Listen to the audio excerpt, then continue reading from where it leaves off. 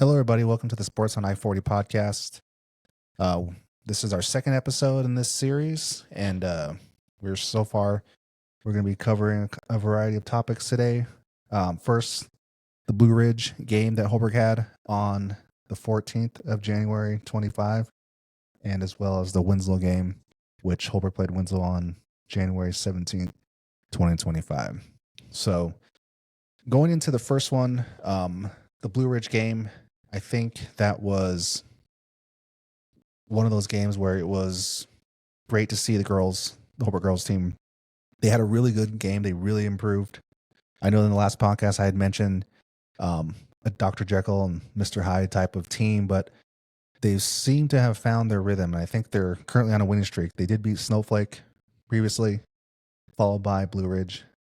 And when we get to Winslow, we can discuss that as well, but they did beat Winslow as well.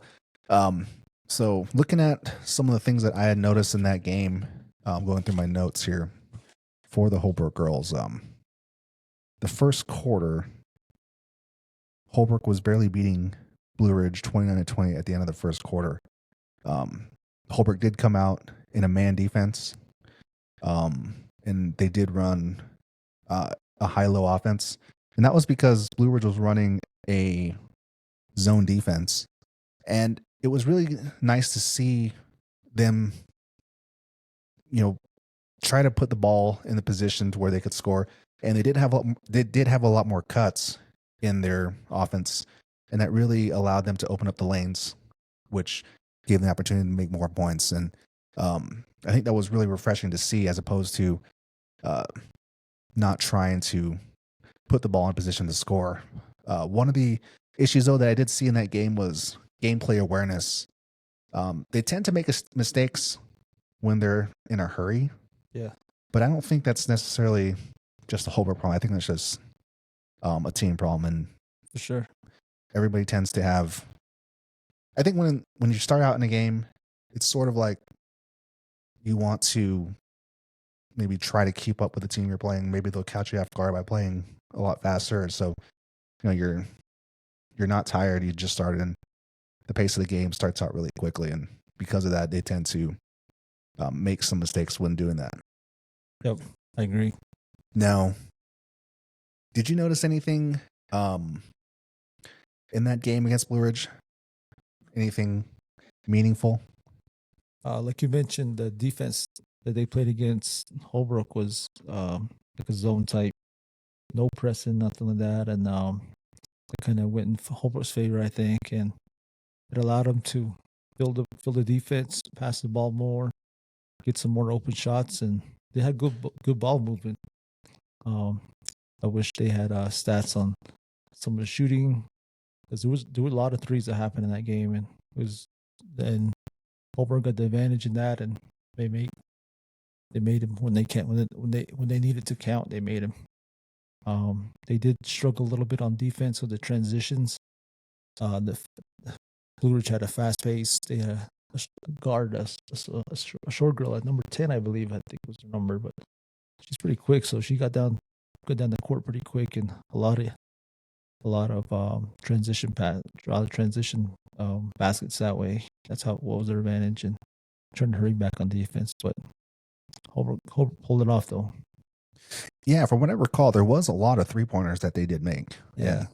When you actually make them, that helps out a lot. For sure. And against Blue Ridge, that certainly gave them advantage. When I looked through my notes, I think I went to the concession stand for the second quarter, because I don't have a second quarter here. But for third quarter,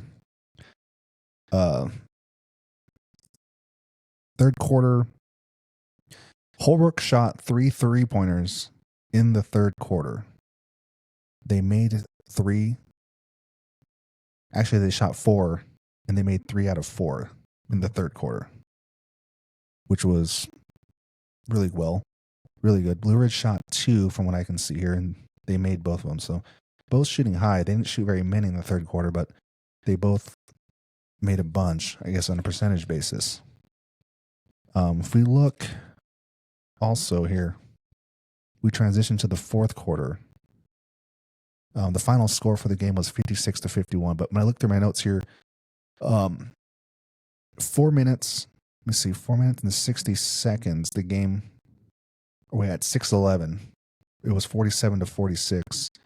At 4:09, it was 50-47. So 6:11 to 4:09.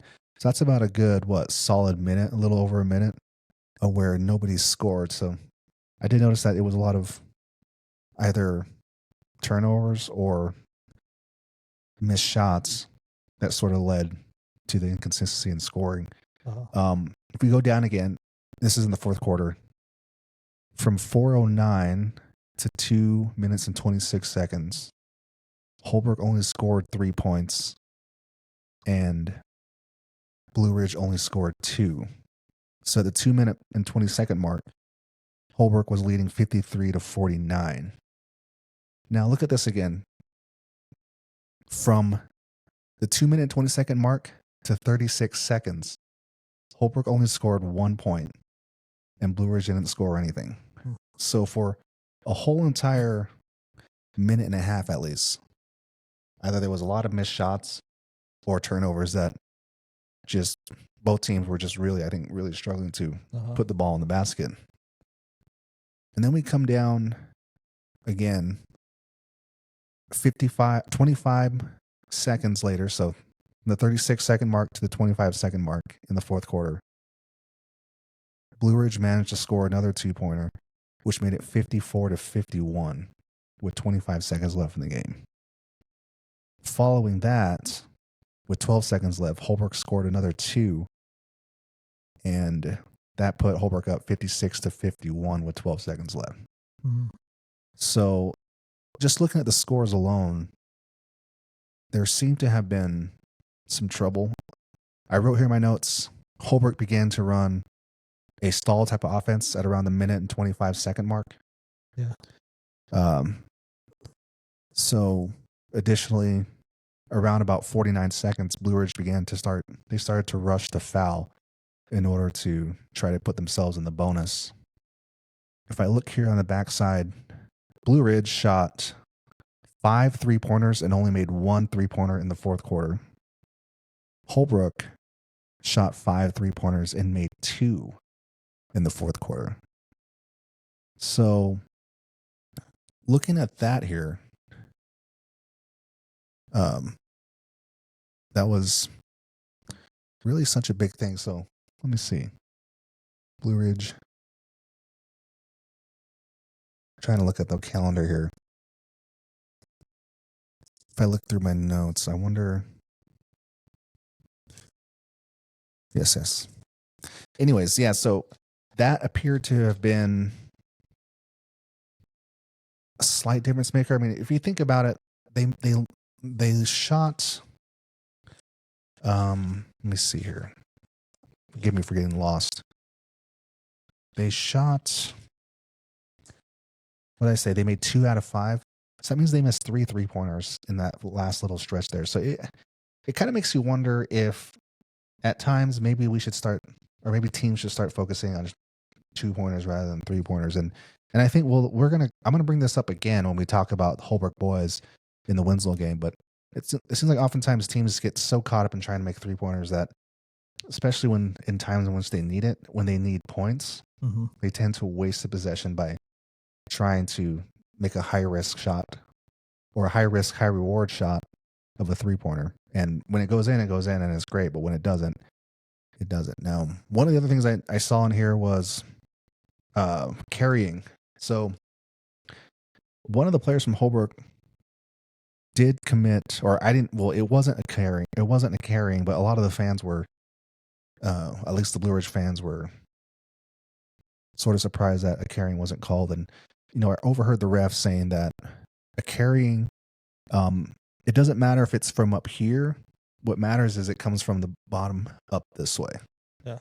So oftentimes we'll see players kind of bouncing the ball, something like this. And a lot of fans would mistake that for carrying, but you have to understand, it has to come from the bottom up and back around. Flipping the wrist, yeah. So, but all in all, that Blue Ridge game was certainly a good one for the girls, and I know that means they split the series against Blue Ridge because they did lose to Blue Ridge earlier in the year at Blue Ridge. Yeah. Was there any other things that stuck out to you in that game?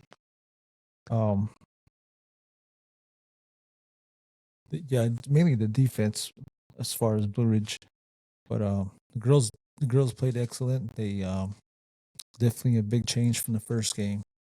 They played tougher defense. Everybody was hustling back on defense. The I believe it looked like they out rebounded Round Valley too. It seemed that way. They had a little more a lot more second chances, and that the running game, I think Blue Ridge kind of matched that, but with the made shots and the made threes and going to the free throw line and making them shots that counted, that really made a difference, and that's what gave them the edge towards the end. I believe it was a free throw made by Channing and someone else too at the end, which got them to secure that lead even more. Yeah. So I was having a discussion with the armchair coach, who happens to be my dad, and we were talking about clock management. And one of the things I noticed was that if you want to have a really good idea of what clock management looks like, a good sport to watch is football. And if you watch professional football, both teams in the professionals, they really understand clock management. And they know that every possession is important, especially when they're trying to eat up the clock, because then later on it puts the losing team in a harder position because there's less time.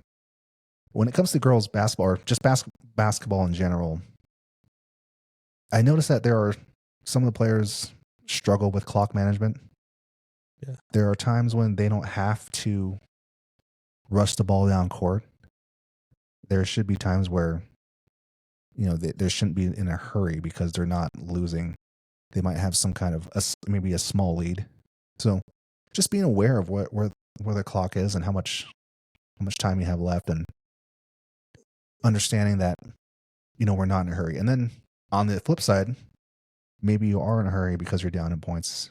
So it works both ways. Yeah.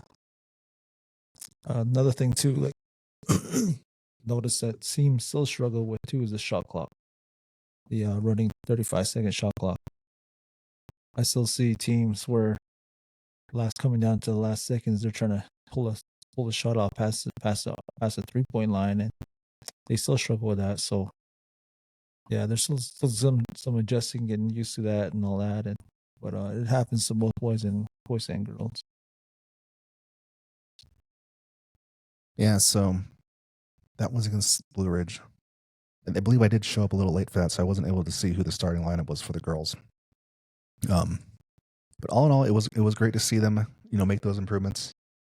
And right now is a good time to start getting into a rhythm and gaining momentum. Based on the games that happened this week for the girls, I think they really did put themselves in a good position to be a contender in the East. Early in the season, they sort of struggled against some non-conference teams. But from what they've shown so far, I think they really can make a push for winning the East. And it's certainly within reality that they could do this. As long as they continue to keep this momentum going, keep this consistent, it's certainly in the cards for them to do so. Sure. Now, moving on to the boys, Holbrook boys against Blue Ridge. Here's some side notes that I took down. So when the boys came out for the warm-ups, they played Bad to the Bone by George Thorogood. And I think that was really cool that they played that. It seemed like when I was in high school, maybe the kids on the team had more control over what music they wanted to play. But I think they sort of took that out of the hands of the players and sort of put it into Gen Xers to decide what music to play at halftime or in between the games as well. The second one, they did play some ZZ Top and some Santana as well. It was just a neat side note. The music choice that they play. For example, the Snowflake, when Holbrook played Snowflake at Snowflake, man, their DJ was playing the music really loud. Yep. And they kept letting the music play until they inbound the ball. Yep. Not when the ref hands the ball for the player to inbound it, but until the ball is inbounded. So I don't know I would prefer that they just stop playing as soon as they blow the whistle to get them out of the huddle for the game to start. But all in all, though, it was really loud over there. What are your thoughts on? I know it's kind of a side note, but what are your thoughts on some of the music you hear during the half times? I want to know who's picking these songs, like for the Holbrook games. I guess I think 9 times out of 10 they play that same. They play that same song "Bad to the Bone" every run out. And hearing some discussions with some of the kids, some of the boys, they would like to change that. And, I don't know who picks those, but yeah, it's good though. It's cool though. I like that song. I wish I would have ran out to that when I played in high school. I think we ran out to "For Whom the Bell Tolls" by Metallica when I was in high school. But anyways, that was just a neat little side note. Holbrook boys against Blue Ridge. For the Holbrook boys, it was a really good game for them. They really were able to take advantage of, I guess I would say, the better coaching, the better strategy.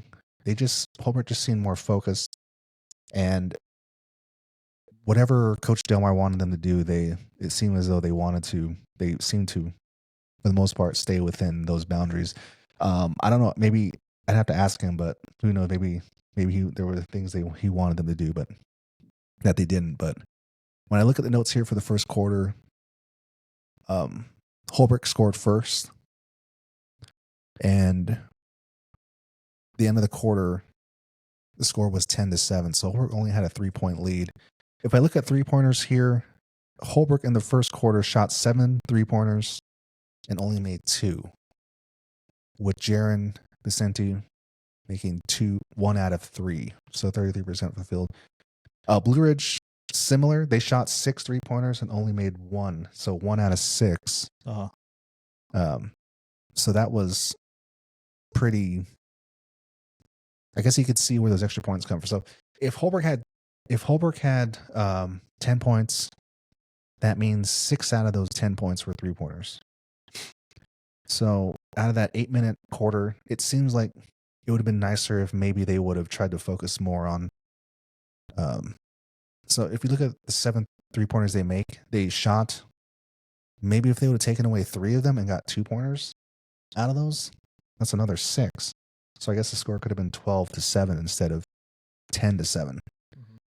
So I guess when I think of these games and I try to consider clock management and strategy, sometimes there's an instance when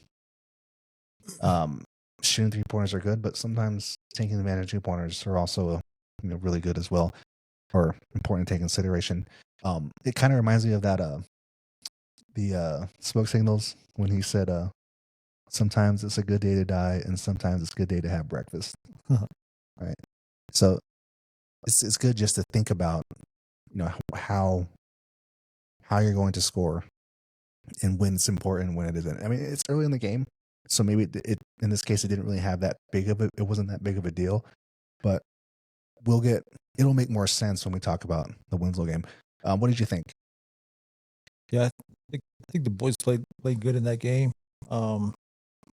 They had high hopes of winning, and they just executed what they needed to do. I know they had a lot of their bench players play.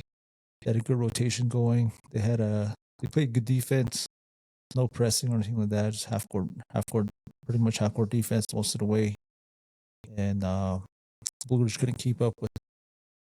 I believe they couldn't keep up with their speed too, and they had quite a bit of good transition plays and good running game going for them, and they left some open threes. And the second half is where they lit it up even more.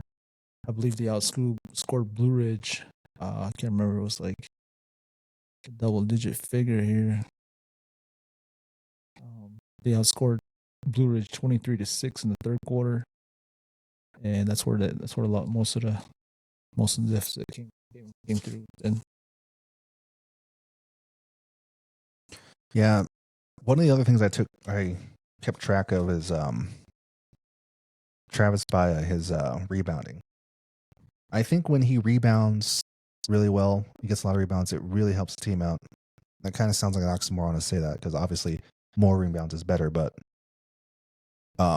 if I were to compare Travis Baya to a professional player that I've seen in the past, I would say maybe Dennis Rodman or Kurt Rambis from the Lakers? Yeah. You know, not so much a whole lot of on the offensive side, but not so much on the offensive scoring side, but rather the rebounding side.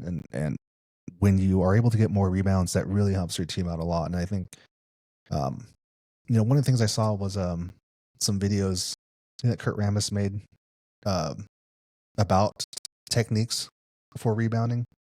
And it was like a 10-minute video, I think it was, but it was really cool to see some of you don't really think, you think just boxing out, but rebounding, if you can get really good at it, can be an art form. Yep. And there are a lot of techniques that can be learned to improve your position. And just even that short 10-minute video where he was showing those techniques, certainly I think anybody would benefit from looking at that.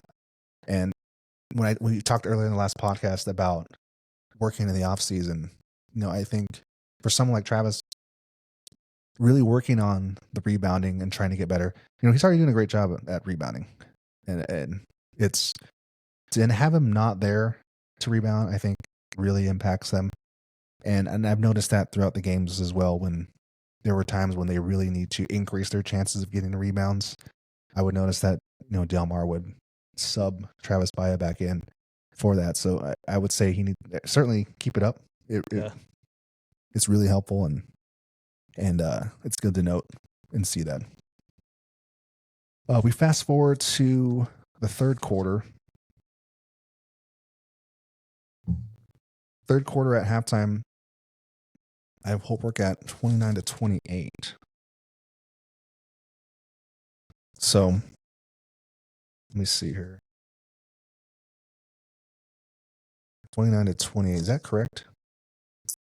I got halftime 25 Oh, wait, hold on. to 17. I got lost in my notes. Sorry, everybody. So second quarter, Holbrook started out 10-7. About a minute into the second quarter, 12-10. So Holbrook had a 2-point lead. Around about the 6-minute mark, Holbrook was leading 12-11.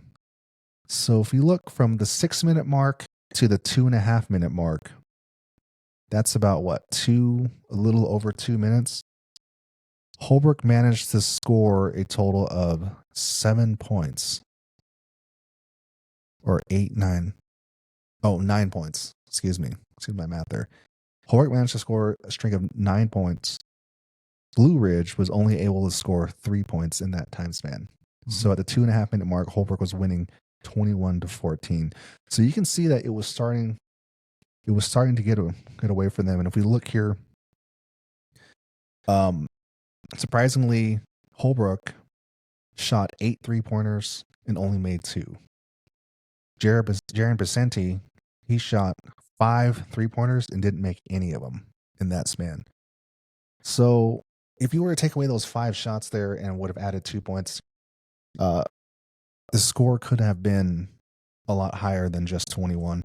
Because really out of that little run there, they only made 6 points. So I guess out of that 9 points, 9 minus 6 is what, 3?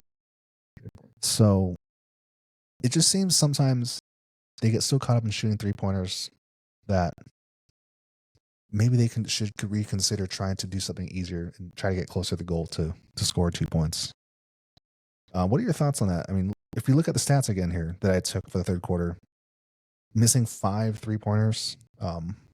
Number 22, I think that's Caleb Cummings. He made 1 of 2. And then number 11. Daniel. Yeah, he shot 100%. He only shot 1 3-pointer and made it. Yeah. So, I think in a game like against Blue Ridge right at that time, I think they could have.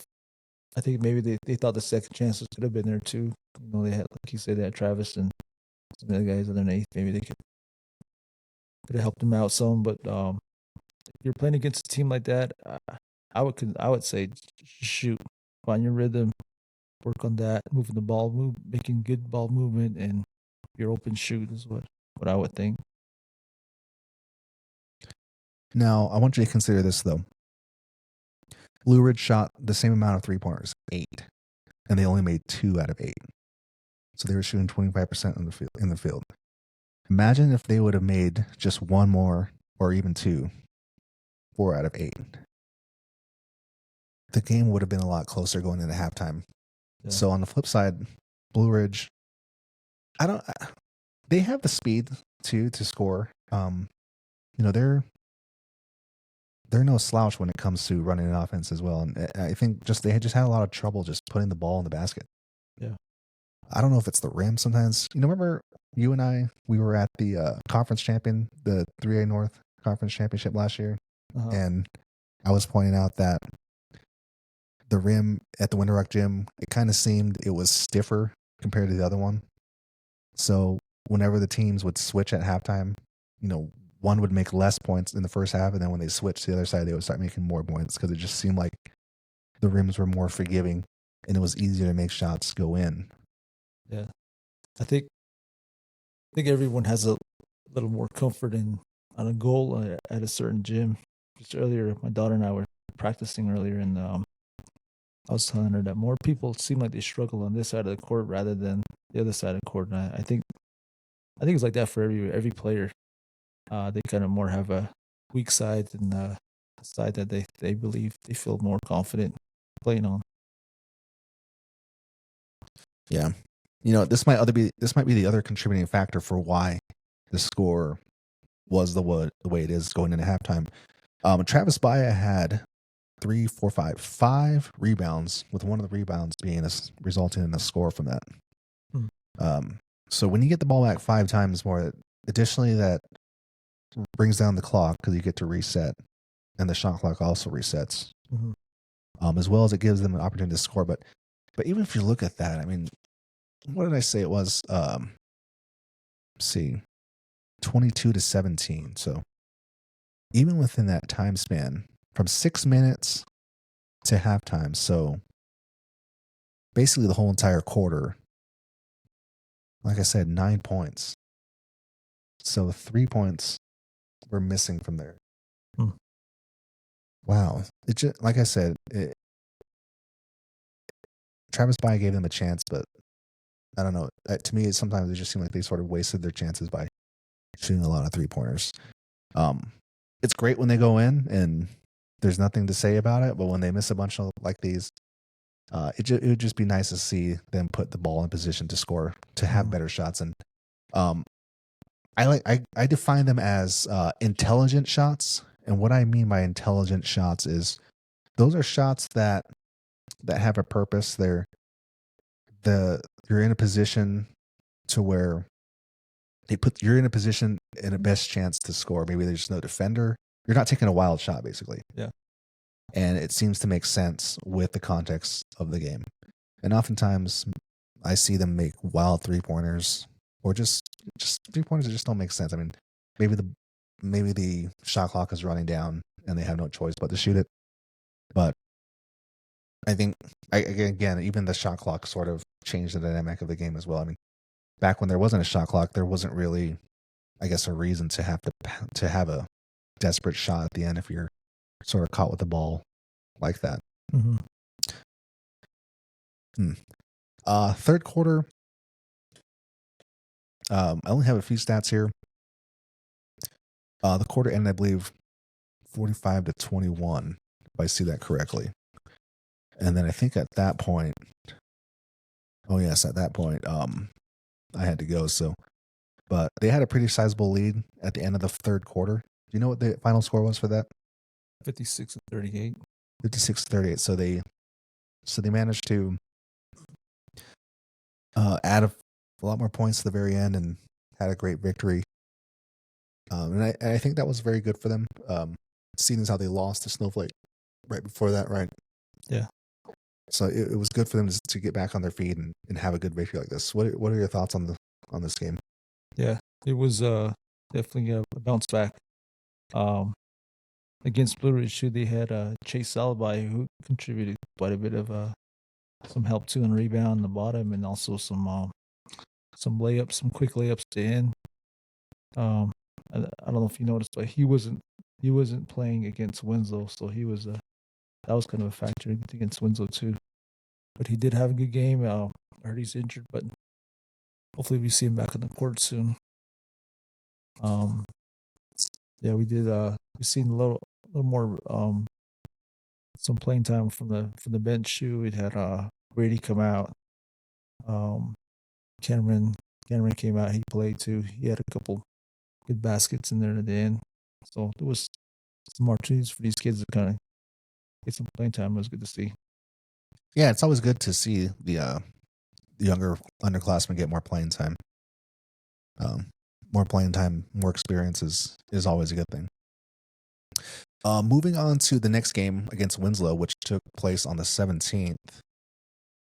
It's a rivalry game. The Holbrook girls, we'll start with them. They started out, or they lost the first game to Winslow back in December. So I think both teams were eager to play this one again.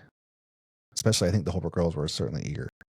Now, one of the things I noticed about this game is Winslow just had trouble the whole entire game. It just seemed like they weren't ready to play.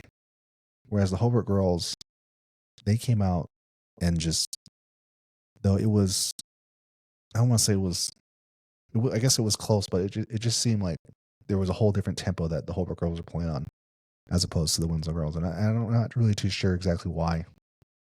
But if we go through here, first, for Winslow, the starting lineup, we had Channing, Elena, Dea. That's for Holbrook. Yeah, the girls, Holbrook girls, Angelica and Bailey Williams for the starting lineup. Winslow, they had Kiara Barton, Tatum Henling, Amaya Yazi, Militia Begay, and Caitlin Ballone. That's how it's spelled here, Ballone. There. I believe it's true. So, I want to say the announcer said something else, Bedoni or something like that. So that's why I was like, maybe they didn't spell it right.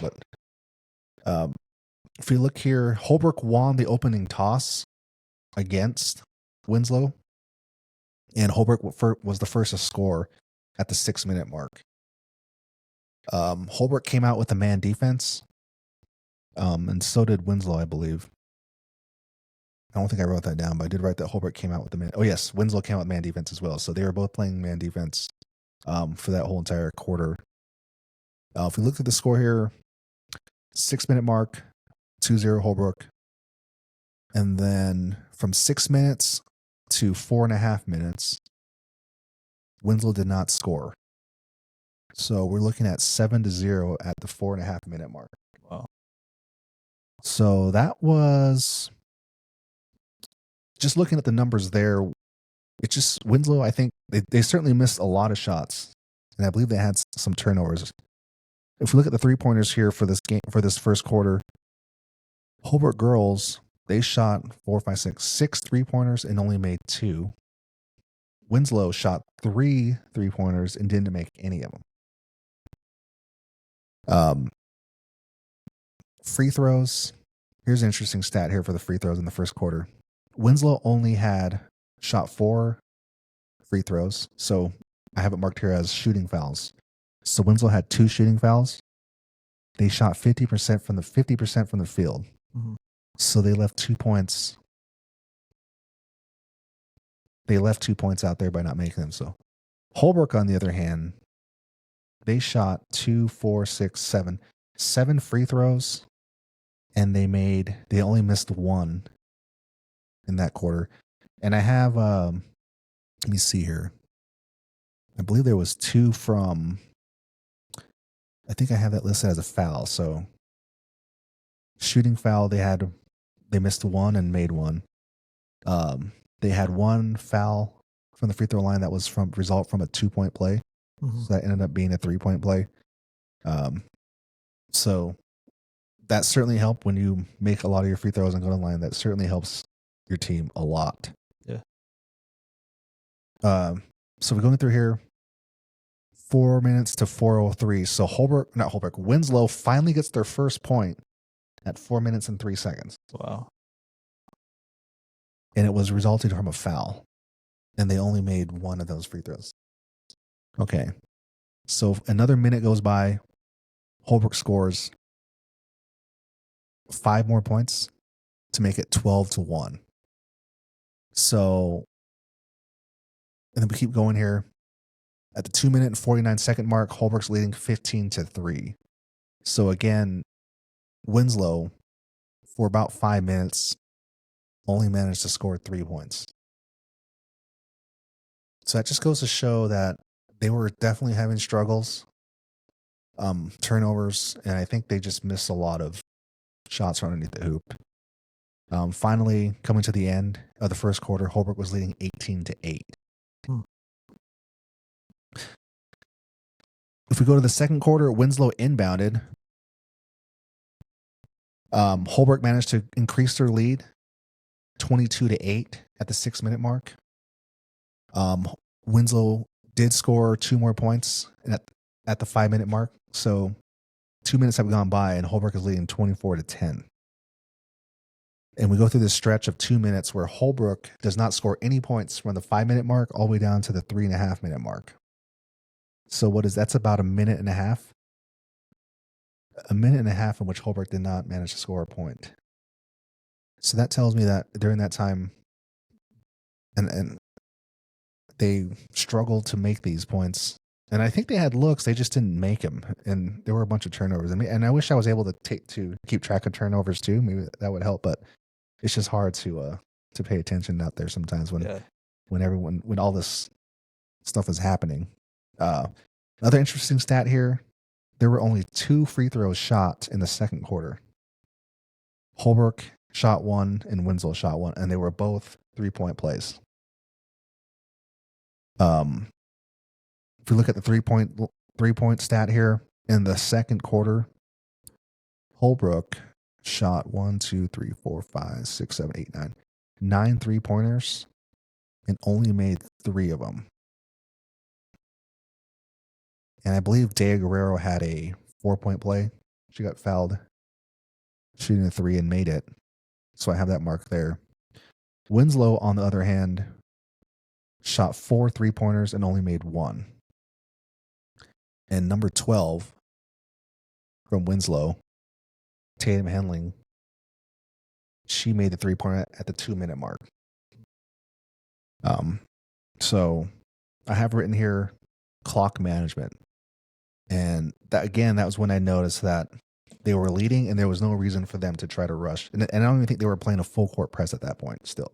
Or Winslow wasn't playing a press at that point. So if you're leading, there's no reason to try to rush. You know, the game is in your hands. You want the other team to play at your tempo. Mm-hmm. What were your thoughts so far from what I read off? Yeah, I think Holbrook definitely has the better shooters as far as matchup.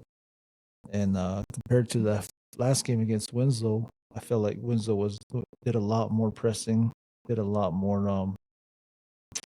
on-man defense. Like this time they didn't pressure them too much. Holbrook took some opportunities every time they were able to open, and they took them shots, and he did pretty good, and that it showed in the free throws when they had them, they made them too. They're getting better.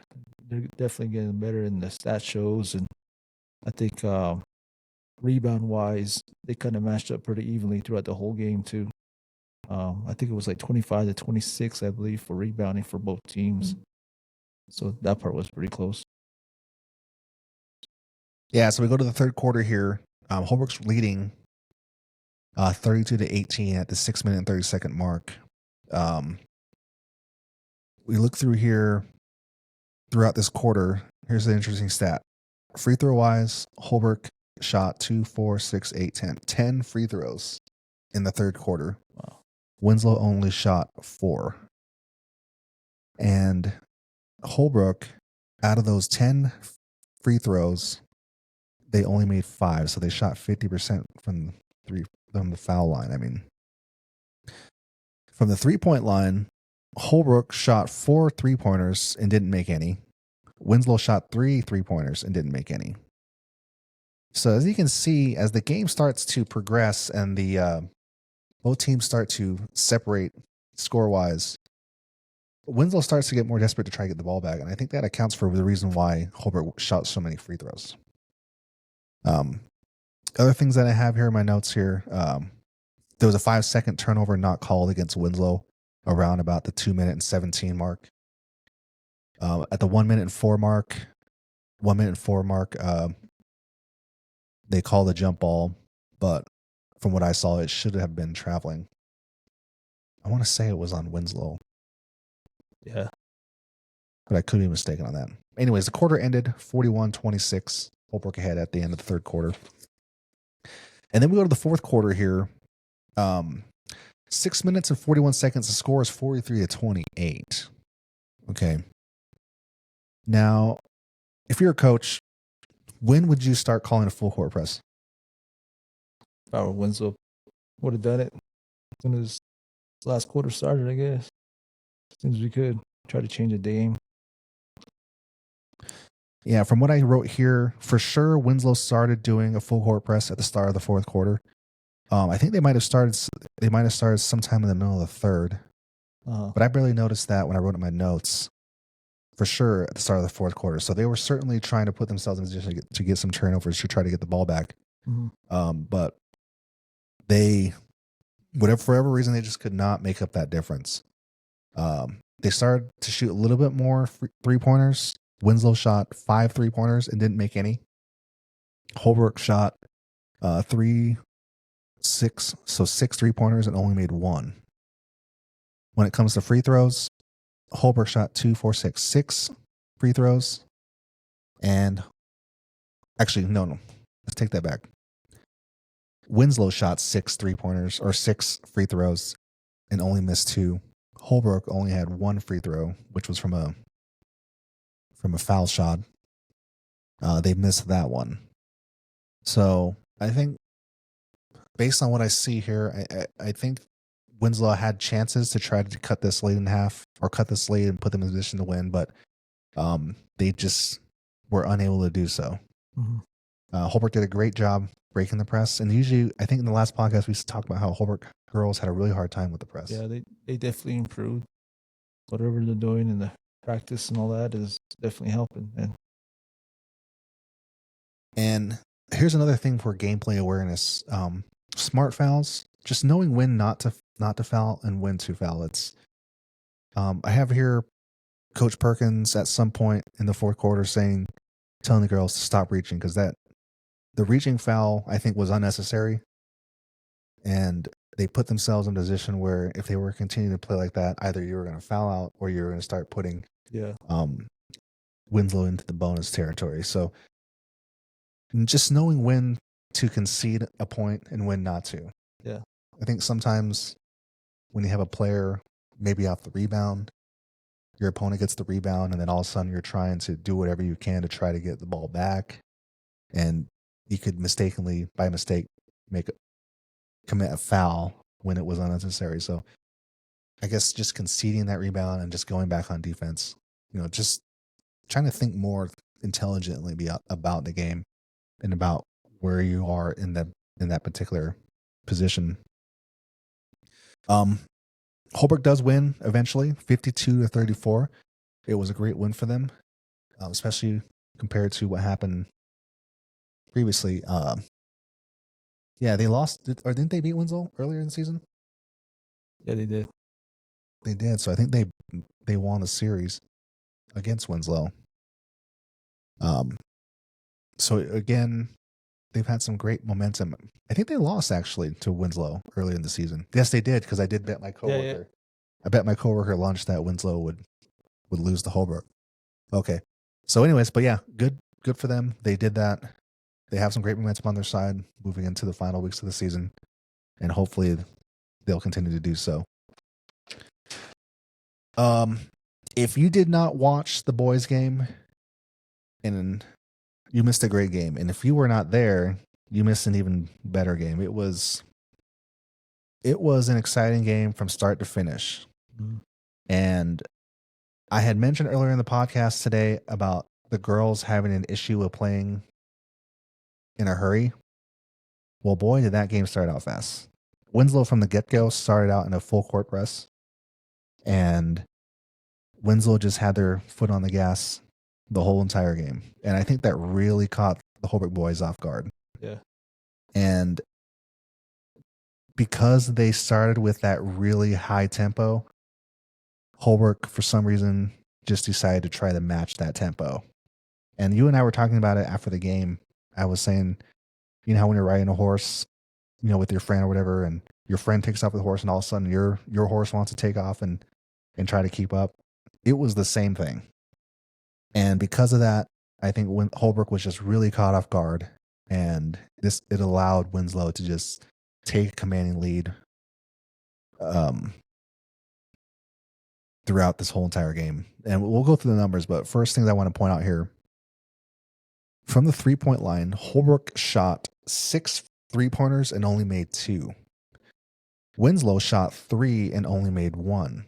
But still, they were only down by 1 point in the first quarter. Now, Winslow started out fast. At the 6-minute mark, Winslow was winning 6-2. At the 3-minute mark, Winslow was winning 13-7.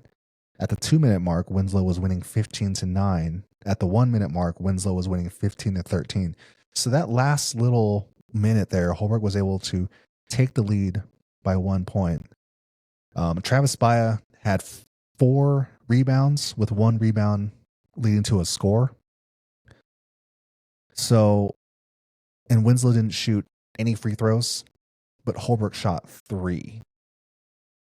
So you're going to see a trend here. Holbrook really did a good job when it came to controlling their fouls. Yeah. Winslow, on the other hand, just played aggressive the whole entire game, and they committed a lot of fouls. What are your thoughts so far on this game? Yeah, it was a fast-paced game. That like you said too, that full court press really did set the tempo of the game, and it did catch Holbrook off guard. That's what I seen, and a lot of turnovers made because of that too. It seemed like just to kind of like Holbrook tried matching it. They get him when they could. 3-pointers helped them, kept them in the game for sure. And it was definitely a lot of things going on at once. It's a good game. Yeah, the starting lineups for the Holbrook game: Manny Rico, Caleb Cummings, Travis Baya, Jaron Vicente, and Tyler Tabo. For the Winslow Bulldogs, starting lineup: Ryland Baya, Isaac. How do you pronounce this? Isaac David. Isaac Panana. Oh, Panana. Panana, right? Jaden Curtis, Isaac David, and Jace Smith. You know, Isaac David, he came to play. He had a really good game. He scored a lot of points. He really, I think, kept Holbrook off guard as well with his play. But Winslow's whole entire team, I just want to say from the get-go, Winslow just came to play. And Holbrook started out really sloppy and really slow at first. If we go to the next quarter here, when I say exciting because I was having a hard time paying attention to the stats. I just kept watching. So this second quarter one here is not as copious as the last ones, but I did write my notes here. Intensity too high. I just think even in the third quarter, the intensity that both teams were putting out was just off the charts. And because of that, whoever made the least amount of mistakes was going to at least be in the lead. And as you can see here at halftime, Holbrook was losing 29-42 to Winslow. The good news is Holbrook only shot 3 3-pointers in the second quarter and made 2 out of the 3. Winslow shot 4, 7, 8, 9 3-pointers and only made 4 out of the 9. Travis Baya only had 1 rebound that I could recall. He might have had more, but I managed to put down 1 at least. Winslow committed 2 fouls, sending Holbrook to the free throw line twice. Holbrook made 3 out of 4 free throws out of that. And again, I have right in here just full court press, and Holbrook just had an issue with trying to do that, and they really struggled. I mean, look at here, starting the quarter off 16-15. For a little under 5 minutes, Holbrook only scored 4 points, so it's 20-27. And then from 4 minutes and 43 seconds to about 2 minutes and 30 seconds, Holbrook only scored 6 points, 26-35. So during that little time, that 2 minute time span, 3 minute time span, Winslow really capitalized on a lot of shots, and they, if you look here, they shot a lot of 3-pointers, but they only made 4 of them. So that means that a lot of these things were made up on a lot of 2-pointers as well. Mm-hmm. And if we keep going again, at the 2 minute mark, I have Winslow 38. I don't remember what I have here for Holbrook. I have it blank. With 5 seconds left, Holbrook was losing 29-40. And I think Winslow, it was they managed to get the rebound with 5 seconds left. And one of the players from Winslow made like a short 2-pointer. Ian McNally. Yep. Made a short 2-pointer to increase the lead to 29-42. So Holbrook basically down 13 points at halftime. And I don't want to say this is unusual, because they're against Snowflake, they were down by a similar amount. I want to say against Winslow, at Winslow, they were down by a similar amount again. Yeah. So I think that game is a testament to Coach Delmar Johnson being a great coach, because he was able to navigate the team through the third and fourth quarter to put them in a position to win. And you can't do that without not only having a good strategy, a good understanding with your players who understand what you want, but also with the fact that Holbrook had these players with just a great understanding of what they're capable of doing, that they were able to do this. So far, what are your thoughts on this game? I think looking at the stats in the final at the end, Winslow out rebounded Holbrook by 26-13. And that's big. And steal wise too, with their press, they got more steals than Holbrook, 9-5. So that size difference underneath, I think, was a big contributor. Isaac David contributed with 9 rebounds. Travis, he had 3. So that was a big difference in that. Size wise, they had a couple of boys that are pretty big. Jaden, I think he's one of them. Him and Isaac underneath, them two really made the difference in the game. Gave him the second opportunity shots and the rebounds on defense, and getting back in on the other side of the court really helped him out. So looking at that like that, I think that was like one of the biggest factors for Winslow. Another thing is Winslow did a really good job at basically keeping Tyler Tabaha at bay for most of the game. Yeah. I don't know exactly. It seemed like maybe the players were kind of playing a little too close to each other, because every time Tyler would get the ball at the bottom of the key or near the bottom of the key, Winslow would immediately triple team him, and he would either have a really bad shot, or the shot would get blocked, or the ball would get stolen. And that was sort of the theme. That was sort of what was happening in the first 3 quarters. So really keeping Tyler limited to scoring really helped them out a lot, helped Winslow out a lot, because Tyler's can be a scoring machine when everything's working, and I think you're going to see that type of strategy continue against Holbrook moving forward, because it was really effective to do that. Mm-hmm. And I think at times when they're not making a lot of 3-pointers, they're able to do that because now they can pull 2 other players off of the other players. So they're pulling two defensive players off to guard one person. So there's three players guarding one person. Mm-hmm.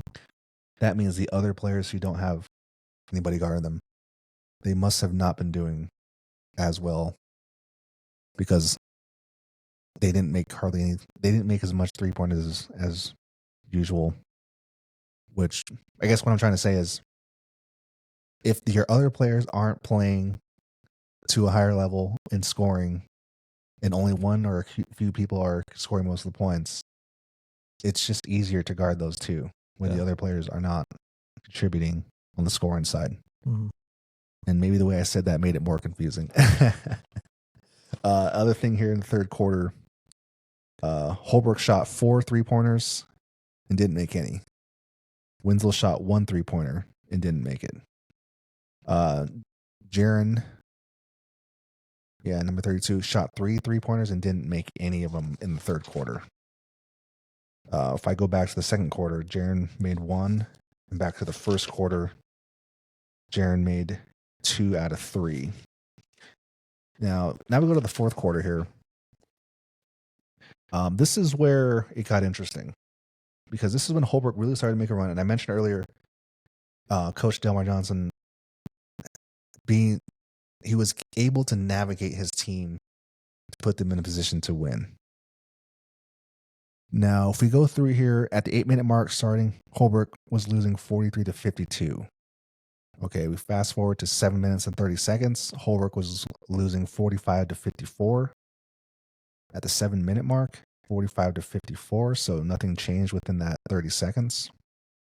And then we get a timeout at 5 minutes and 46 seconds. Holbrook losing 45-56. We keep going here. Holbrook got fouled at 3-minute 15 mark.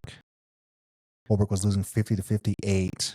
They only made 1 3-pointer out of 2 at that time. So then for 3:15 to 1:49. So at the 1:49 mark, Holbrook was losing 52-58. They made, that was a timeout. And then at the minute and 30, so at a minute and 30, Holbrook was losing 54-58. They got fouled. They made, and I believe that was Tyler Tabaugh who got fouled. He made both free throws. At 35 seconds, Holbrook was losing 55-58. And I believe Tyler Tabaugh was again, he made 1 out of 2 at the 35-second mark. Mm. And then at the very end, with 21 seconds, I believe they got a rebound. Holbrook called a timeout. No, they scored right after that. And Holbrook called a timeout, 57-58. Now, if you're listening really closely, you would have noticed that I started out with Winslow being 58 points. Winslow did not score a single point from the 4-minute and 30-second mark all the way down to 7 seconds left in the game. Wow. So Winslow either had turnovers, because I know that they were really pressing them at the end, right? Yeah. I know they missed a bunch of shots, especially ones down under. So Holbrook did a really good job finally at trying to limit Winslow's scoring. And I wonder if that could have been because maybe Winslow was tired at that point. Holbrook took some good charges at the end too. They had some good charges. I remember Brady came in with a charge. Someone else, I forgot who it was, got another charge too. But a couple of those things is what got Isaac David in foul trouble at the end too. And I think that's when they took him out too, to kind of keep his fouls down too. I have here, Jaron Vicente was subbed out at the 3-minute 31-second mark.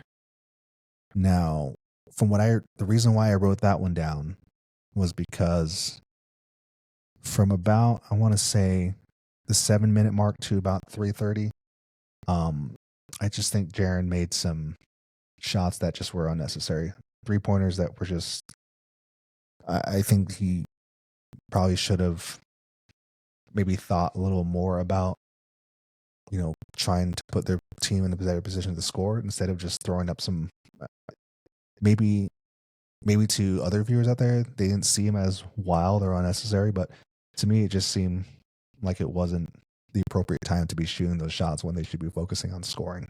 Mm-hmm. And that could have been the contributing factor why Holbrook they were stuck at 45 points from about, 7 minutes and 45 seconds all the way down to 5 minutes and 46. They finally scored around 4 minutes and 30 seconds. And it was just a 2-pointer or a 3-pointer, I think. 45 to 49. So then Delmar did put him back in. I want to say, I didn't write it down, but he did put Jaren back in when the game started getting closer. Mm-hmm. So if you look at the strategy there, Travis Baya was subbed back in as well. So they were certainly trying to put themselves in a position to get more rebounds, and they wanted them to have their best 3-point shooter out there as well. Yeah. If they needed them towards the very end. And it did come down to that. 46 seconds. It was 55 to 58. Around, yeah. Tyler Tabaha gets the steal or a pass. I think it was a turnover. Mm-hmm. They pass the ball to Tyler Tabaha. He does his spin move, scores, but the referees called him for traveling. Yes, that was.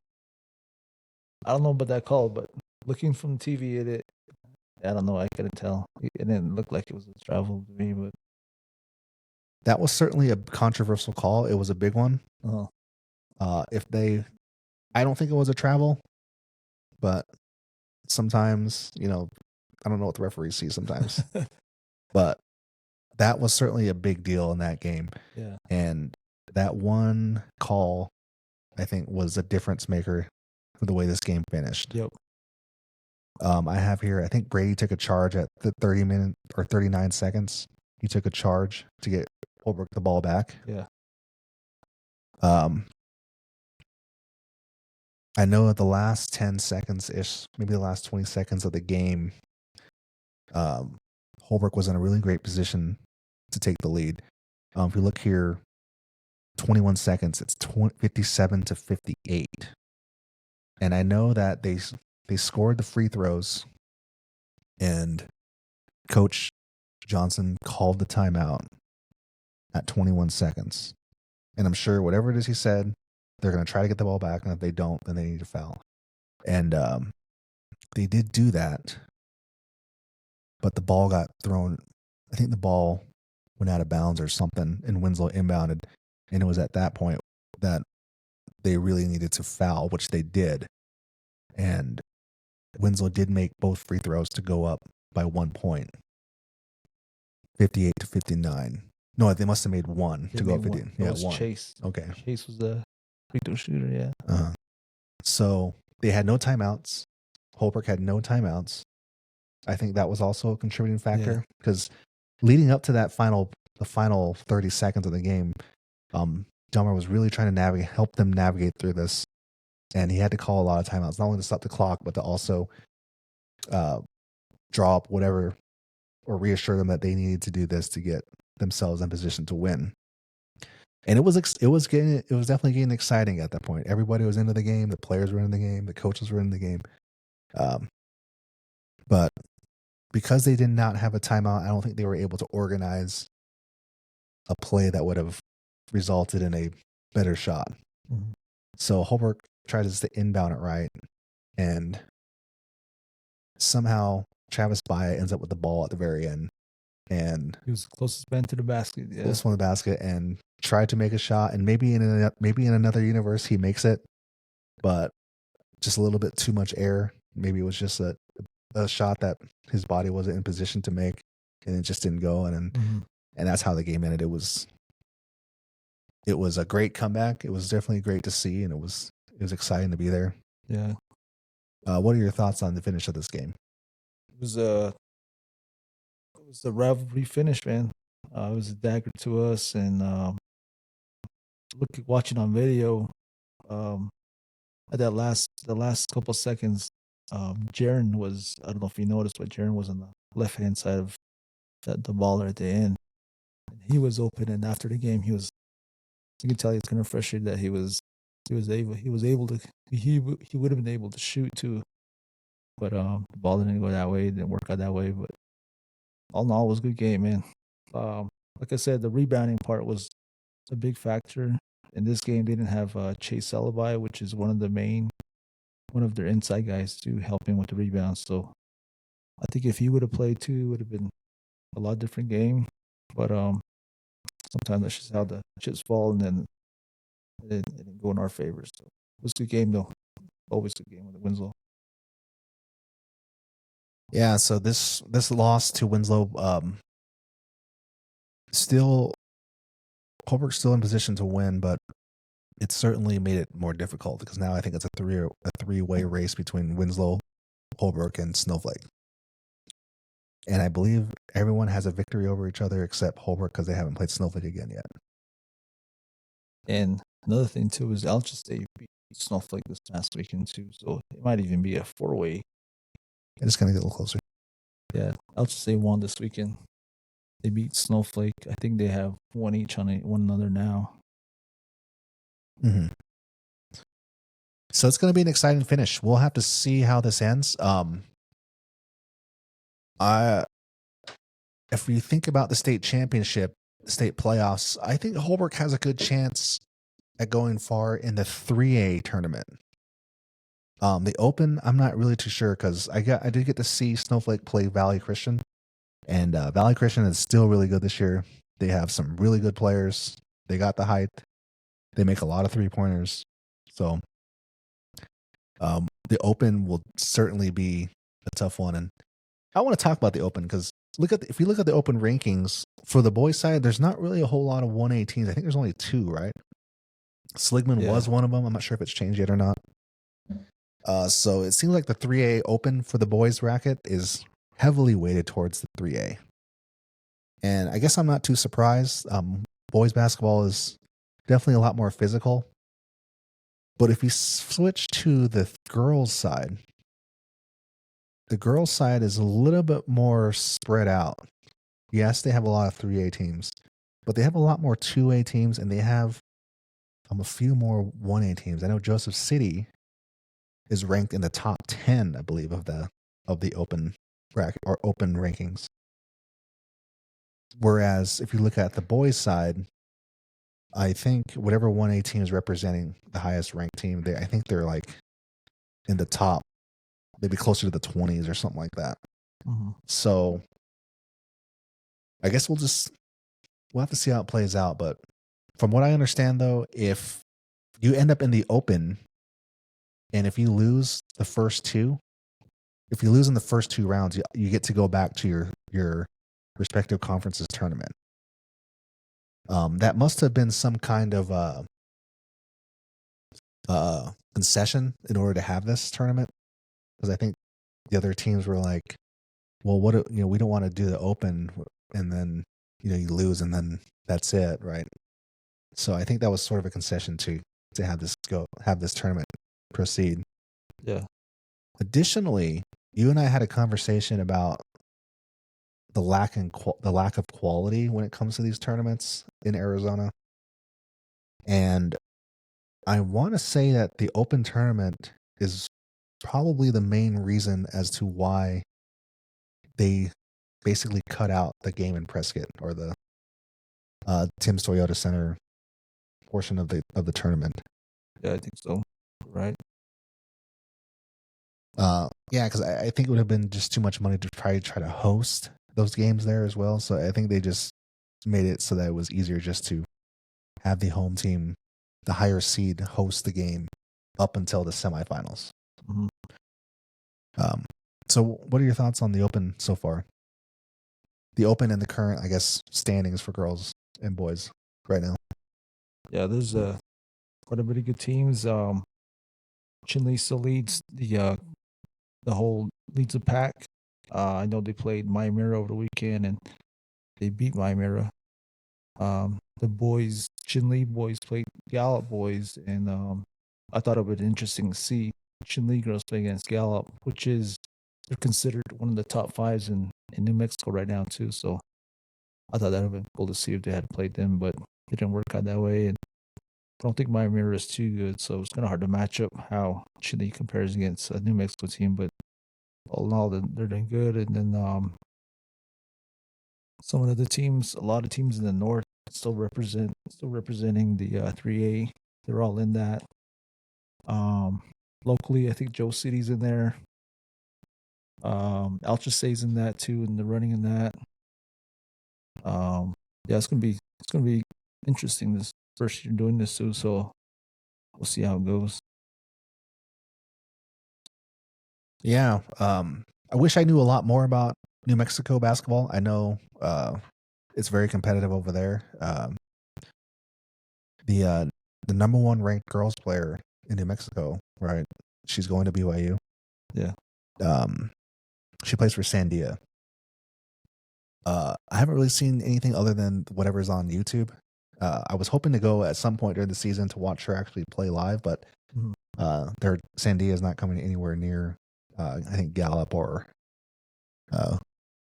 Farmington or anything like that. So you have to go all the way to Albuquerque if you wanted to watch. So I don't think I'll be able to make it over there just to see a game. But it's really cool to see her, you know, I think she originally committed to Princeton, but then decommitted and changed to BYU. And I remember seeing, the only reason I know that is I saw an article about that, her changing that to BYU. And I guess that makes sense. You know, BYU or Princeton has, I would assume Princeton has the better, more prestigious academics, but on a larger viewing scale for the country, probably BYU since they're in the Big 12. I think there's a lot more competition in the Big 12. I think who's in the Big 12, like University of Arizona. I know the girls team in the University of Arizona. I know they were pretty good about 5 years ago when they made it to the national championship, and they've certainly improved since I went to school there. They improved a lot. But the other teams in the Big 12, TCU. I know Haley Van Lith plays for TCU. Beyond that, I don't really know. UConn is still pretty good. So, but anyways, congratulations to her. Do you remember her name from Sandia? Sydney Benali. Yeah, Sydney Benali. They played a weekend ago maybe. They played against Kirtland girls, Sandia, and Kirtland girls beat Sandia, and I think it was in the semifinals of a tournament in Albuquerque. And it was cool to see that a team from the Reds actually beat them. I think they were ranked. I think at the time Sandia was ranked number 1 in the state, and Kirtland like number 4 or something like that. So they beat them, and then Kirtland ended up losing to another team. I forgot who it was, but it's just interesting to see. We know Sydney Benali playing in a lot of tournaments and Res Bombers, and they did real well too in the Nabby and all that. And it's just cool to see someone like her at her caliber just dominating in the high school division right now, and should be up there pretty soon. Tomorrow, Ohio State versus Notre Dame in the national championship for football. I know you don't follow football as closely as I do, but what are your thoughts on that? I'll probably go with the underdog, Notre Dame. I used to be a Notre Dame fan back in the day, but for me, I'm going for Notre Dame in this one. Mm-hmm. Yeah, I think Notre Dame is an 8-point underdog against Ohio State. And from what I hear, like on television, everyone's basically expecting Ohio State to beat Notre Dame pretty handily. But it's the national championship, and sometimes teams will surprise you. I would probably take that spread bet against Notre Dame. As a matter of fact, I might do that right after this podcast. But Ohio State, they are playing really well too. And originally, when the playoffs started, I put money on Clemson to win the national championship because I've understood, or I've learned that to judge teams, if you want to make some kind of power rankings for college football, one of the things you have to do is you have to go through each team in these major conferences and look at their roster and look at how many 5-star recruits are on their team or on their roster. A 5-star recruit is a player who has a greater than 90, I think it's like 92 or 95% chance of making the professionals.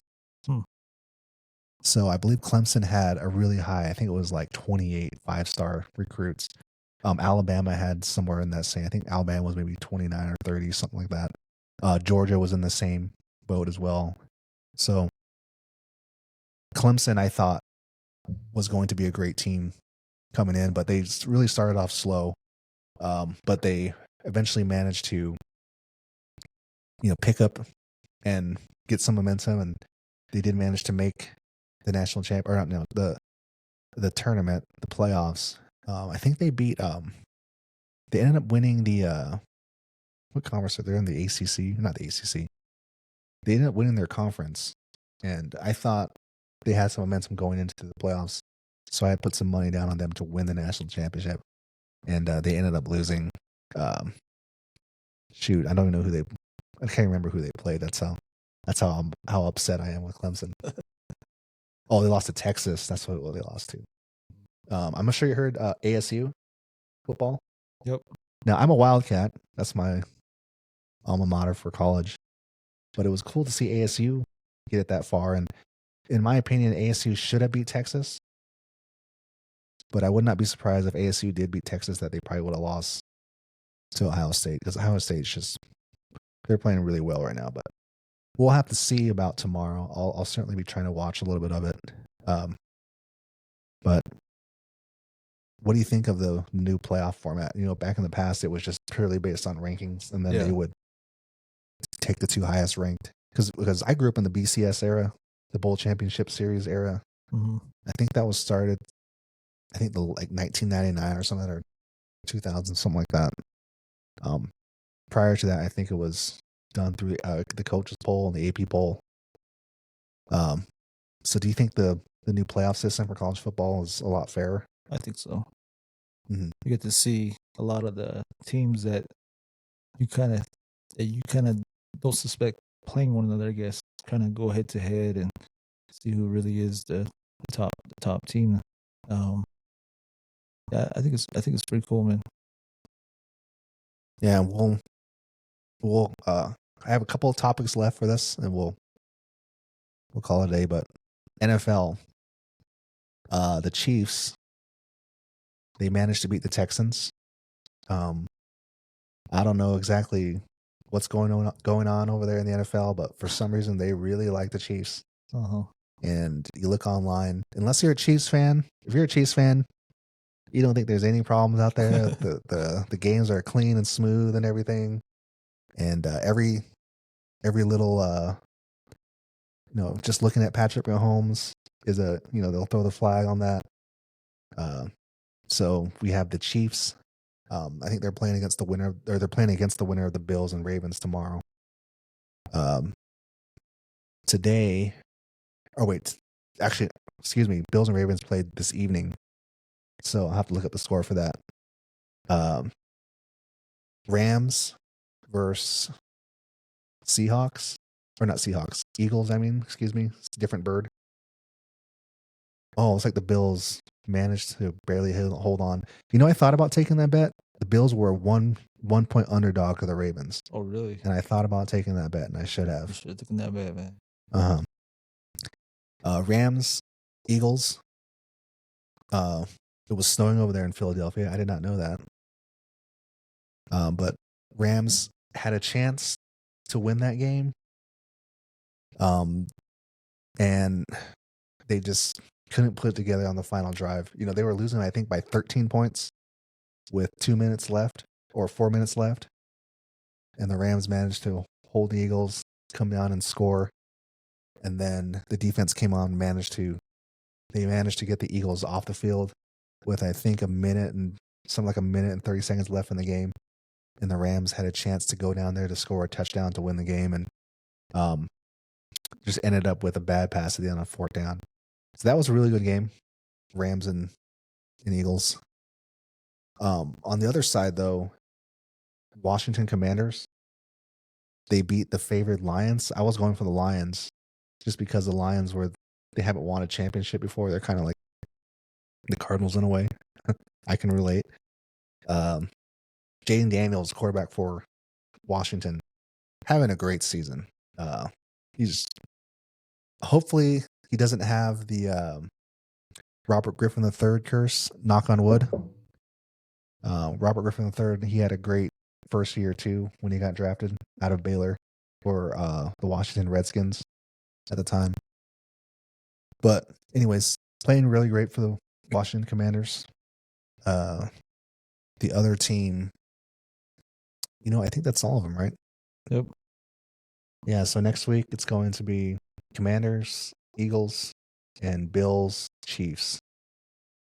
Hopefully the Bills take down the Chiefs, but we'll see. You know, the Bills are playing at Arrowhead Stadium, but I don't know, it doesn't really matter. The league will send over a group of refs that'll favor the Chiefs like they always do. I don't really understand why they do that, but that's just my opinion. So do you know who Washington eliminated? Yeah, The Lions and TikTok. What I heard. oh really? I heard that TikTok's back online though. That's what I heard. Uh-huh. We were eating lunch today and they were telling me last night, like at midnight, it went out. They closed it. Then all of a sudden it was back on like at 2 a.m. or something like that. Or maybe later. I'm not sure what time exactly, but yeah, I thought it was supposed to be closed too, but shall see. Lastly, tomorrow, new president starts Inauguration Day in Washington, D.C. Did you know that this inauguration is going to be the first inauguration to happen in the Capitol building since Ronald Reagan? Really? Yeah. And it's indoor this time. Yeah. Because of the storm over there. Wow. Yeah, I didn't know that. That was pretty interesting here. I suspected that they weren't doing it for the storm. They were doing it for security reasons, but yeah, who knows? But the storm's a good excuse. But anyways, yeah, it's the start of a new political. We're not a political talk show, but I just thought it was an interesting tidbit there. Anyways, do you have any last thoughts? Just going into the week, Holbrook plays this weekend in Monument Valley. Three-way game.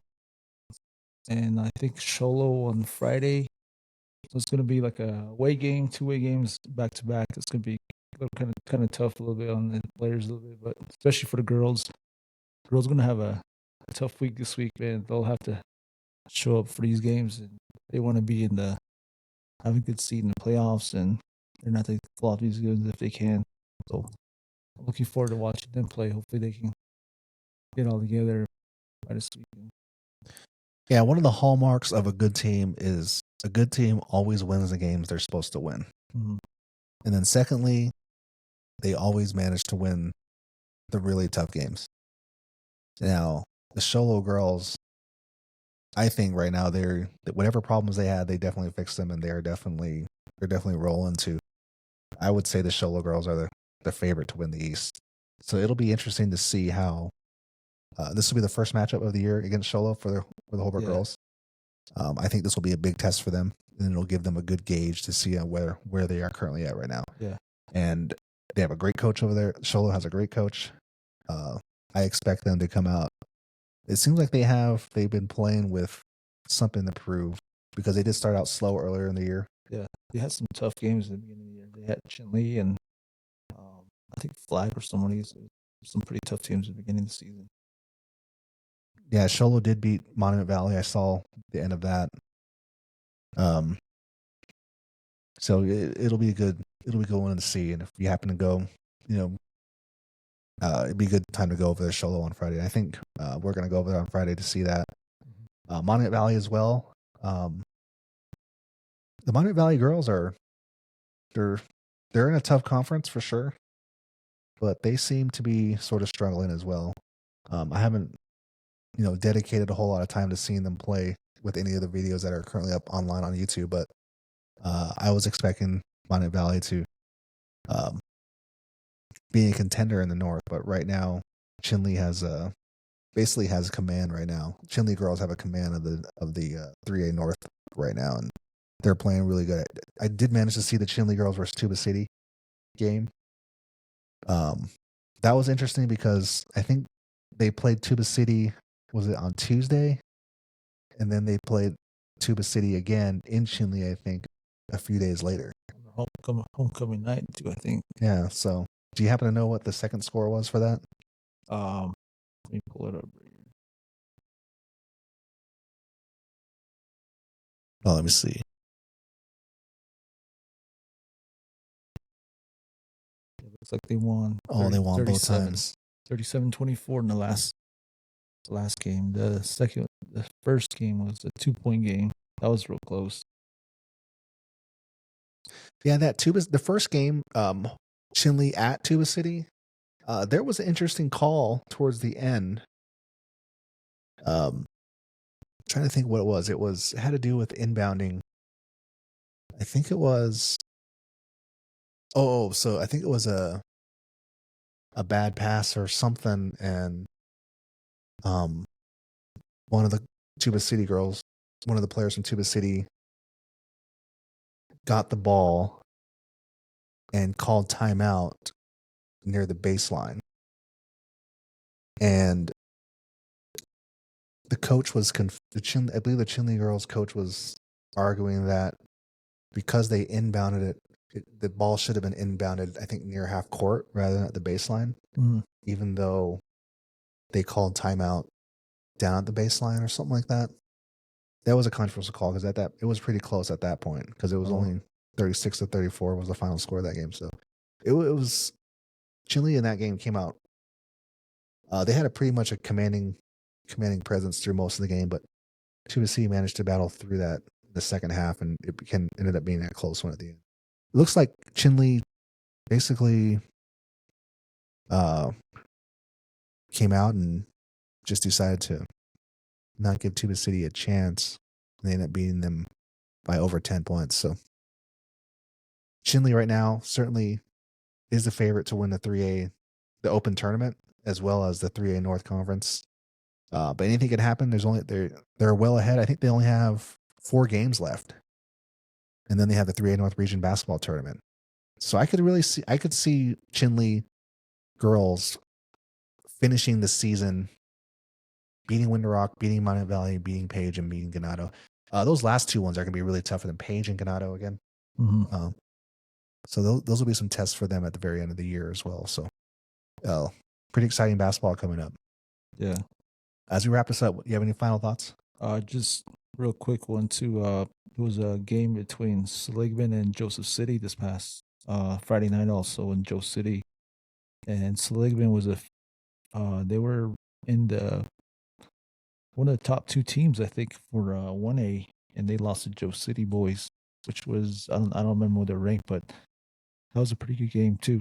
I know Seligman had running in the copper bracket also, and with that loss, Joe City now kind of brought them down a little bit. How could I forget Joseph City? I went to school there and I didn't even mention them. Yeah, they're doing really well this year. The girls program has been pretty good the last 3 or 4 years. Mm-hmm. You ever been to Seligman?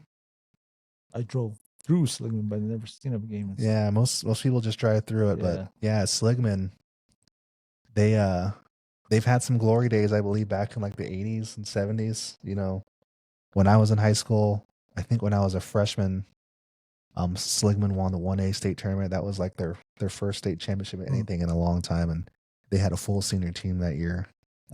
That was also the year I think Seligman set the record for the most points in a high school football game. Oh, really?